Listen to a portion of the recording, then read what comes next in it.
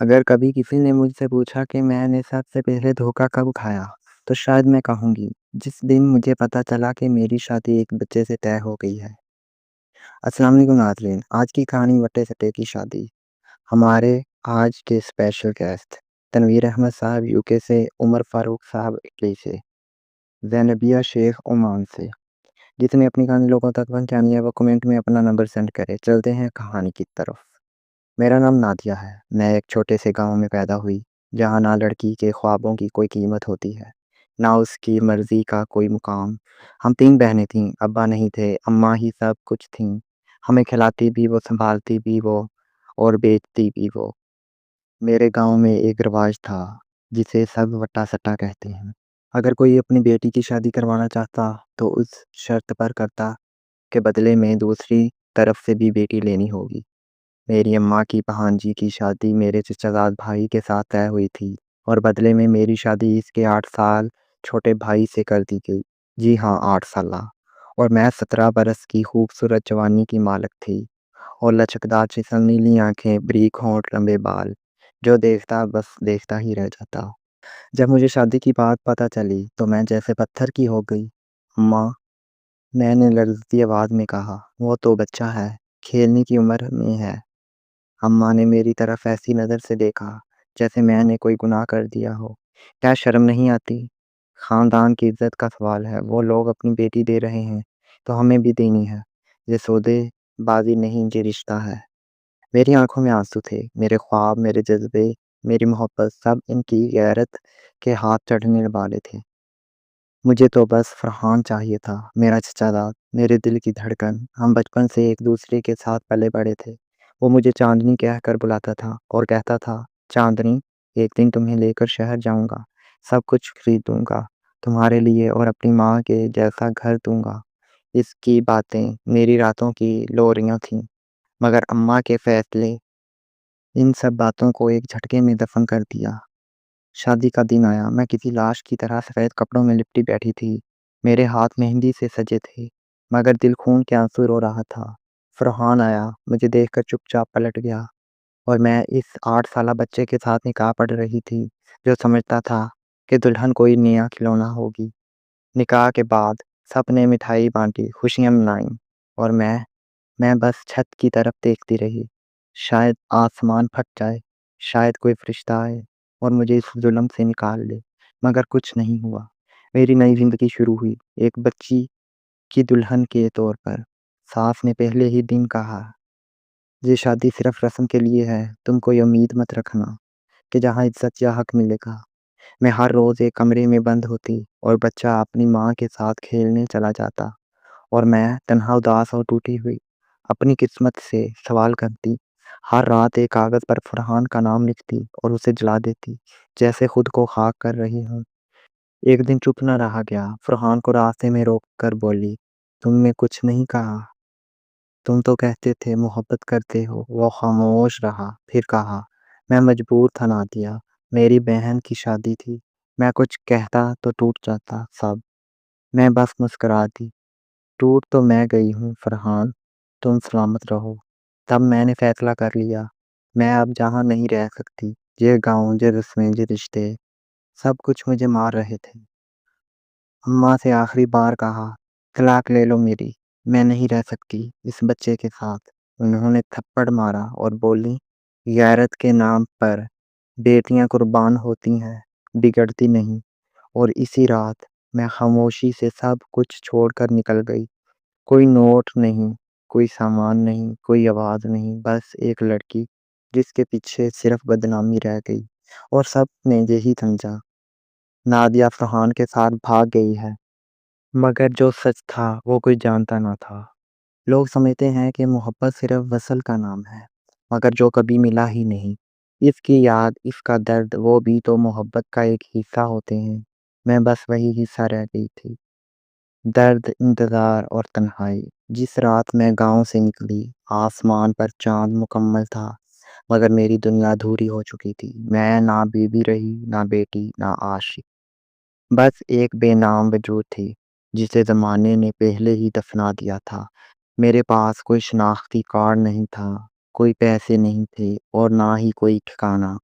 میں بس قدموں کو گھسیٹتی شہر کی طرف چل پڑی، ایک عورت کی طرح نہیں، ایک بھٹکی ہوئی سایہ تھی۔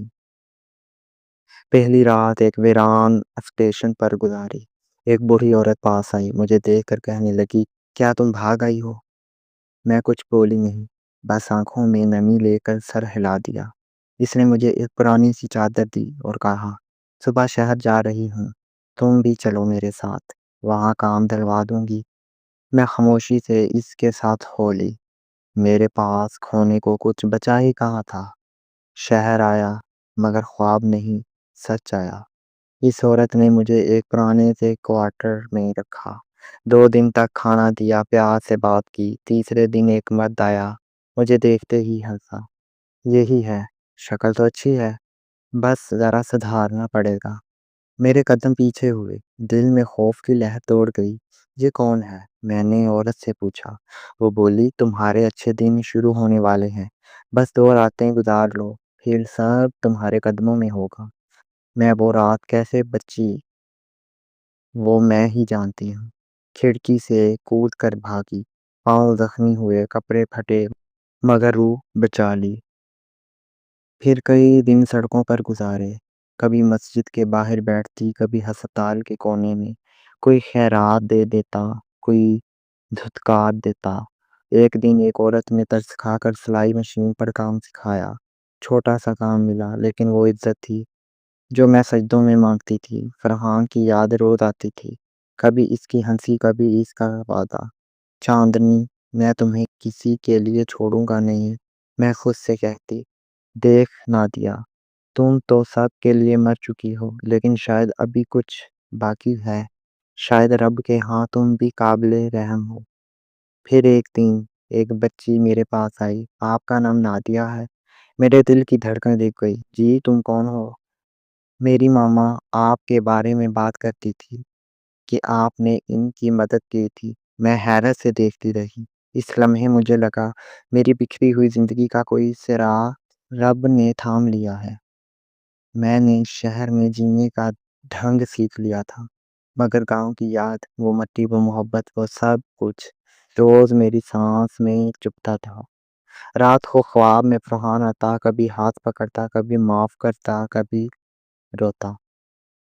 ایک دن آسمان کی طرف دیکھ کر کہا، یا اللہ، اگر میں غلط تھی تو سزا دے دے، مگر اگر یہ سب میرے ساتھ ناانصافی ہوئی ہے تو مجھے وہ دن دکھا جب لوگ میری خاموشی کا مطلب سمجھیں۔ اور وہ دن آیا، لیکن اس سے پہلے مجھے 4 سال جینا تھا، ایک لاش بن کر، خاموشی کی قبرستان میں۔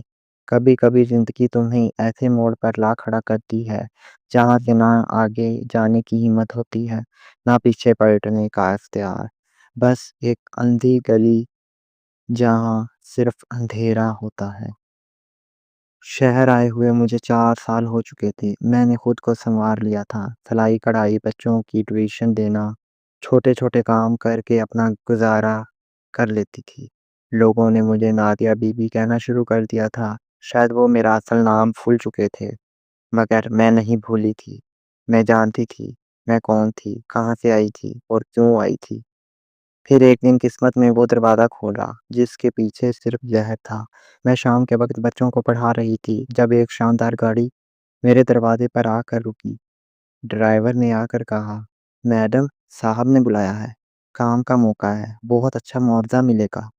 میں نے انکار کیا، لیکن وہ بار بار آتے رہے۔ آخر ایک دن چلی گئی، یہ سوچ کر کہ شاید کوئی عزت دار کام ہوگا۔ وہ ایک بنگلہ تھا، باہر سے خوبصورت، اندر سے گندا۔ صاحب نام کا مرد نہایت نرم لہجے میں بولا، تم جیسی لڑکیوں کو ہم خاص مہمانوں کی خدمت کے لیے بلاتے ہیں۔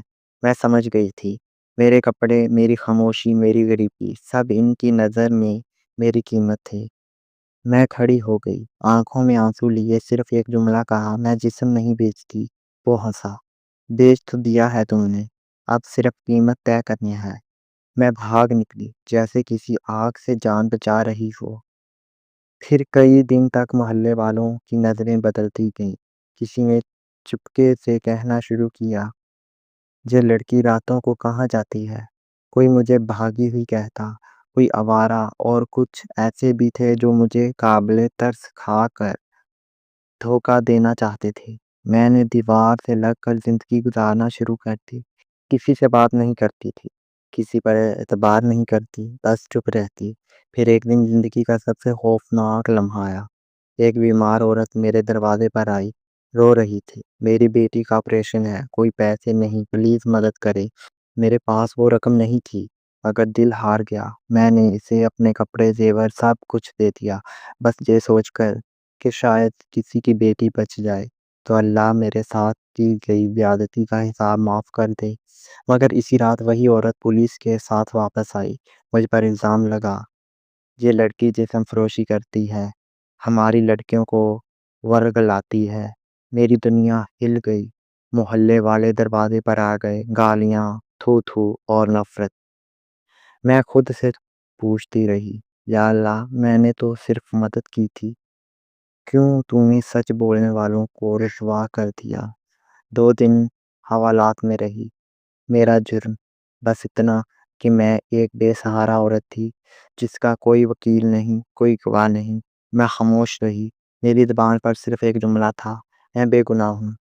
پھر ایک عجیب واقعہ ہوا۔ ایک پولیس والا جو اکثر فاحش نظروں سے دیکھتا تھا، اس دن میری فائل بند کر کے کہنے لگا، جاؤ، قسمت نے بچا لیا تمہیں، مگر یاد رکھنا، اس شہر میں عزت نہیں بچتی، صرف سمجھوتے ہوتے ہیں۔ میں واپس آئی، ٹوٹی ہوئی مگر زندہ۔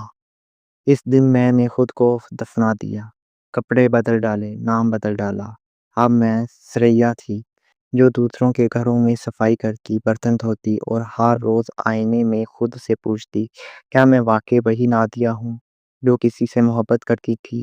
اور پھر وہ دن آیا جس دن مجھے پتا چلا کہ میرا چچا زاد فرحان اب بھی کنوارا ہے، اب بھی اسی گاؤں میں ہے۔ میرا دل تڑپ اٹھا۔ کیا وہ جاننا نہیں چاہے گا کہ میں کہاں گئی؟ کیا اس نے کبھی میرا سچ سننے کی کوشش کی؟ میں نے فیصلہ کیا، واپس جاؤں گی، سب کچھ بتاؤں گی، لوگوں کو سچ سناؤں گی۔ لیکن کیا وہ سننے کو تیار ہوں گے؟ میں سوچتی تھی کہ جب واپس جاؤں گی سب میرا سچ سنیں گے، مگر جب میں لوٹی تو لوگوں نے میرا چہرہ دیکھ کر دروازے بند کر لیے۔ 4 سال بعد میں نے وہ مٹی دوبارہ چوننے کا ارادہ کیا جہاں بچپن کے قدم پڑے تھے، جہاں پہلی بار محبت کی روشنی دل میں اتری تھی، جہاں میں نے اپنا سب کچھ کھو دیا تھا۔ صبح سویرے جب گاؤں پہنچی تو سب کی آنکھوں میں حیرت تھی، کسی نے پہچانا ہی نہیں، اور جو پہچان گئے ان کے چہروں پر ہوائیاں اڑ رہی تھیں۔ ایک عورت نے اپنے بچے کو پیچھے کھینچتے ہوئے کہا، یہی ہے وہ جو فرحان کو لے کر بھاگی تھی۔ میرے قدم رک گئے، میرے اندر کچھ ٹوٹ گیا۔ اتنے سال گزر گئے مگر جھوٹ وہی تھا، میں بھاگی نہیں تھی، میں بیچی گئی تھی۔ گاؤں کے بچے میرے پیچھے بھاگے، پتھر پھینکے، چڑیل ہے، چڑیل ہے، اس کا سایہ بھی برا ہے۔ میرے کانوں میں شور گونج رہا تھا مگر میرے دل میں ایک ہی آواز تھی، فرحان کہاں ہے؟ پھر میں نے وہ درخت دیکھا جس کے نیچے فرحان مجھے پہلا خط دیا تھا، اور وہی درخت اب مجھے سنبھال رہا تھا۔ جب میں فرحان کے گھر کے دروازے پر کھڑی ہوئی، ایک نوجوان نکلا، جی کون؟ فرحان سے ملنا ہے، بتانا نادیہ آئی ہے۔ وہ لڑکا تھٹک کر رہ گیا، بھاگا اندر کی طرف۔ چند لمحوں بعد ایک سادہ تھکا ہوا بھوری آنکھوں والا مرد باہر آیا، فرحان۔ میرے ہونٹ کپ کپائے، میں نادیہ ہوں۔ فرحان کی آنکھوں میں آنسو آ گئے، وہ کچھ بول نہ سکا، بس میرے قریب آ کر بیٹھ گیا، میرا ہاتھ تھاما۔ کیوں گئی تھی نادیہ؟ میں تو تمہیں ڈھونڈتا رہا، پاگل ہو گیا تھا۔ میں پھوٹ پھوٹ کر رو دی۔ میں گئی نہیں تھی، مجھے بٹے سٹے میں بیچ دیا گیا، 8 سالہ بچے سے، صرف اس لیے کہ میری خالہ کو بہو چاہیے تھی۔ فرحان کی مٹھیاں بند ہو گئیں۔ تمہیں کسی نے بتایا کیوں نہیں؟ کسے فرق پڑتا تھا؟ سب نے یہی سمجھا کہ میں تمہارے ساتھ بھاگ گئی ہوں، اور تم نے؟ میں کبھی یقین نہ کر پایا۔ بس ماں باپ نے زبردستی میرا نکاح کسی اور سے کرا دیا، پر میں کبھی دل سے اس کا نہ ہو سکا۔ میں گاؤں میں ٹھہرنے کی کوشش کرتی رہی۔ کچھ لوگ آ کر گھر کے باہر چیخنے لگے، یہ عورت گناہ کی پیداوار ہے، یہ منحوس ہے، اسی کے آنے سے بھی ہماری فصل جل گئی۔ اس کو گاؤں سے نکالو۔ میری خالہ، جس نے میری زندگی تباہ کی، اب کہتی تھی میں نے جو کیا وہ تمہارے بھلے کے لیے تھا، تم نے تو عزت خراب کر دی۔ میں چپ رہی۔ میں نے ایک پرچی نکالی جس پر لکھا تھا یہ میڈیکل رپورٹ ہے، میں آج بھی پاک ہوں۔ گاؤں کے لوگ ہکا بکا رہ گئے۔ میں نے انہیں بتایا جس رات مجھے بیچا گیا میں بھاگی نہ کہ کسی کے ساتھ بھاگی۔ میں نے اپنی عزت بچانے کے لیے شہر کی گلیوں میں ذلیل ہونا گوارا کیا، مگر کبھی وہ نہ کیا جس کا الزام تم نے لگایا۔ خاموشی چھا گئی، لوگ نظریں چراتے رہے، کچھ کام میں لگے، اور پھر میں مڑی، فرحان کے قدموں کی طرف دیکھا۔ اب بھی تمہیں لگتا ہے کہ میں گناہ گار ہوں؟ وہ بولا، نہیں نادیہ، تم تو ہماری بے حسی کا کفارہ ہو۔ میں شرمندہ ہوں، میں خود سے نفرت کرتا ہوں، لیکن تمہارا سر فخر سے بلند ہونا چاہیے۔ اس رات گاؤں کا ایک بہت بڑا سچ دفن ہو گیا اور ایک نادیہ پھر زندہ ہو گئی۔ وہ کہتے ہیں عورت کی عزت اس کے کردار میں ہے، مگر جب سب نے میرے کردار پر انگلی اٹھائی تب بھی میرا ضمیر خاموش نہ رہا، کیونکہ مجھے معلوم تھا میں پاک ہوں۔ فرحان نے مجھے کہا تھا چلو نادیہ، ہم کہیں دور چلتے ہیں، جہاں نہ یہ لوگ ہوں نہ ان کے الزام، صرف تم ہو اور میں۔ میرا دل ایک لمحے کو پگھل گیا، آخر وہ میرا پہلا اور سچا پیار تھا۔ مگر پھر میں نے سوچا، کیا فرار ہی ہر بار حل ہوتا ہے؟ کیا پھر سے کسی اور شہر میں گمنام ہو جانا انصاف ہے؟ کیا وہ بچیاں جو مجھے جیسا انجام دیکھتی ہیں کبھی سچ سن بھی پائیں گی؟ میں نے فیصلہ کر لیا، اب چھپوں گی نہیں، بلکہ اپنے درد کو زبان دوں گی، اپنی کہانی کو آواز بناؤں گی۔ اگلی صبح میں مسجد کے باہر کھڑی ہوئی عورتوں کا ایک مجمع لگا تھا۔ میں نے سب کے سامنے اپنی پوری کہانی سنائی، بٹا سٹا، بچپن کی شادی، فرار، شہر میں ذلت، اور سب سے بڑھ کر میرا سچ۔ پھر ایک عورت بولی، ہم نے تجھ پر ظلم کیا بیٹی، ہم نے تیرا گناہ بنایا جو اصل میں ہمارا جرم تھا۔ اسی دن گاؤں کی عورتوں نے فیصلہ کیا، آئندہ کوئی لڑکی بٹے سٹے میں قربان نہیں ہوگی، بچیوں کی تعلیم ضروری ہوگی، اور سب سے بڑھ کر کسی پر الزام لگانے سے پہلے ثبوت دیکھا جائے گا، دل نہیں۔ فرحان نے دوبارہ رشتہ بھیجا، مگر میں نے انکار کر دیا۔ نہیں فرحان، اب میں تمہارے ساتھ کسی نئے شہر نہیں جانا چاہتی، بلکہ یہی رہ کر ان لڑکیوں کے لیے آواز بنانا چاہتی ہوں جن کی زبان چھین لی جاتی ہے۔ میں نے گاؤں میں ایک چھوٹا سا مرکز بنایا، نام رکھا سچ کی بیٹی۔ وہاں غریب لڑکیوں کو تعلیم دی جاتی، خواتین کو ہنر سکھایا جاتا، اور سب سے بڑھ کر انہیں یہ سکھایا جاتا تھا تم خاموش نہیں ہو، تم کمزور نہیں ہو، تم صرف سنائی نہیں گئی ہو۔ پھر ایک دن میں بیمار ہو گئی، ڈاکٹروں نے کہا زیادہ وقت نہیں بچا۔ میں مسکرا دی، کیونکہ میں نے زندگی سے کچھ نہیں لیا مگر اسے کچھ دے ضرور دیا۔ میری قبر پر لکھا گیا، یہ وہ نادیہ ہے جس نے سچ کے لیے سب کھو دیا اور پھر سچ سے سب کچھ پا لیا۔ ناظرین، اگر آپ کو میری کہانی اچھی لگی ہو، کمنٹ میں اپنی رائے کا اظہار لازمی کریں۔ چینل پر نئے ہیں، سبسکرائب کریں، لائک کریں اور شیئر کریں۔ ملتے ہیں اگلی کہانی میں۔